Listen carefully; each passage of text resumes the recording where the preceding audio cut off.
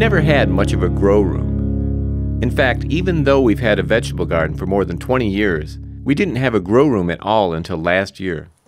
In the past, we started most of our seeds outdoors, and if we wanted to get an early start on the season, we start the seeds in cold frames.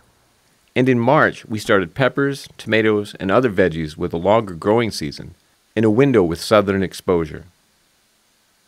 But soon after Oscar became a part of our family, it became clear that he had no intention of sharing his favorite windowsill with tomatoes or peppers. So last year we set up our first, very humble, inexpensive grow room and used it to start mostly tomatoes and peppers. Though our little grow room got the job done, we decided that this year we needed to upgrade, especially considering that in addition to our normal gardening needs, we would be growing 48 plants as part of an indoor biochar trial. When I started thinking about what we needed to do to improve our grow room, I decided upon 3 major goals: to increase the amount of growing space, increase the quality and quantity of the lighting, and to maximize the effectiveness of our lighting with reflective surfaces. Prior to this weekend's upgrade, our growing area consisted of 3 shelving units. One unit had 2 shelves dedicated to growing, and the other 2 had plants on just their top shelves. In addition, all 3 units weren't of the same type, which resulted in not having a continuous flat surface from shelf to shelf. So the first thing I did was to set up 3 interlocking shelving units of the same type that would provide a continuous flat surface across all units. This significantly increased the amount of usable surface area. Fortunately, we already had all of these units on hand and just had to shuffle the shelf contents around a bit to free them up.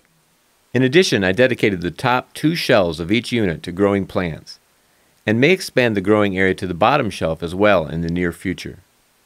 With this new shelving setup, we should have more than enough growing space to meet our needs, at least for now.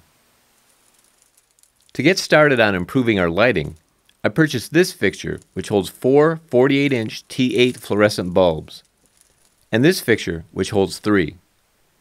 For the bulbs, I purchased 10 daylight T8 bulbs with a light output of 2,750 lumens and a color temperature of 6,500 Kelvin.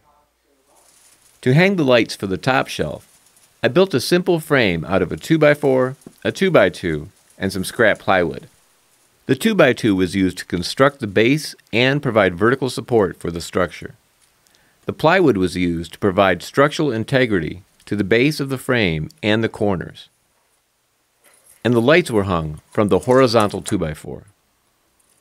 I built the frame tall enough to accommodate plants as tall as 2 feet 4 inches, and the frame was attached with screws that were driven through the bottom of the shelf and into the 2x2 at the base of the frame. The 4-light fixture was hung from the frame using these hooks, which I had around the house, and the chains and S-hooks that came with the fixture. The 3-light fixture was hung from the second shelf using these S-hooks, which I purchased from the Home Depot. I drilled 2 holes in the bottom of the upper shelf as shown here, inserted the S-hooks, and hung the fixture from the S-hooks using the hardware that came with the light fixture. To expand the growing area to the bottom shelf, I'll likely purchase another 3-light fixture in the near future. I also need to build fixtures for my 4 85-watt CFLs. I temporarily hung 2 of these CFLs above the top shelf, but will put them to better use in the near future when I build proper fixtures for them. Finally, to make the best use of the lighting and prevent it from just dissipating through the room, I surrounded the growing area with highly reflective mylar blankets, which I purchased from Amazon.com for less than $1 each. I hung the blankets from the ceiling with push pins. Before inserting a push pin, I would first put a piece of clear packing tape on the mylar blanket in the spot where I intended to insert the pin. This will help prevent the delicate blankets from tearing if tugged on slightly. I'm hoping that these changes will better prepare me for the start of my indoor biochar trial, and more generally will help us get an early start on tomatoes, peppers, eggplants, and other veggies without having to tie up Oscar's favorite windowsill. I'm still pretty new to growing indoors, so if you have any tips or suggestions for further improvements, please let me know in a comment below.